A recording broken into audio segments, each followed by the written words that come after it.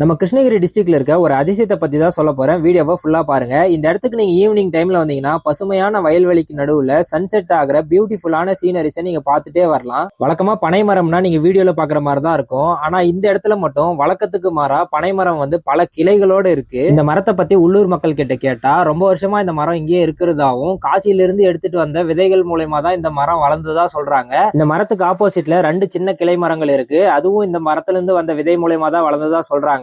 இந்த மரம் கிருஷ்ணகிரி டிஸ்ட்ரிக்ட்ல பன்னந்தூர்ல தான் இருக்கு. இதை பத்தி ஆல்ரெடி நியூஸ்ல எல்லாம் கூட வந்திருக்கு. இந்த மரத்தை நீங்க ஆல்ரெடி பாத்துருந்தீங்கன்னா கமெண்ட்ல சொல்லுங்க. இங்க வந்தீங்கன்னா பக்கத்திலேயே பெருமாள் கோயில், அப்படியே முன்னாடி போனா ஒரு முருகர் கோயில் இருக்கு. அதுக்கு பக்கத்துல ஆறுமே இருக்கு. நாங்க வந்த டைம்ல பாத்தீங்கன்னா ஆத்துல கம்மியா தான் தண்ணி போயிட்டு இருந்தது. ஒருவேளை நல்லா தண்ணி போயிட்டு இருந்ததுன்னா ஜாலியா குளிச்சு என்ஜாய் பண்ணலாம். இந்த ஊரே ஆறு, ஏரி, இயற்கையான சூழலுக்கு நடுவுல தான் இருக்கு. இங்க வந்தீங்கன்னா கண்டிப்பா ரிலாக்ஸான ஃபீல் கிடைக்கும். Location Dharmapuri to Tirupattur main ரோட்ல இடமுத்தூர் வழியாவும் போலாம், அரசம்பட்டி வழியாவும் போலாம். உங்களுக்கு தெரியலனா கூகுள் மேப்ல பன்னந்தூர் போட்டாலே வரும். இந்த மாதிரி நிறைய கண்டென்ட் வேணும்னு நினைச்சீங்கன்னா நம்ம விஷன் ஆஃப் வினோத் பேஜை ஃபாலோ பண்ணிக்கோங்க.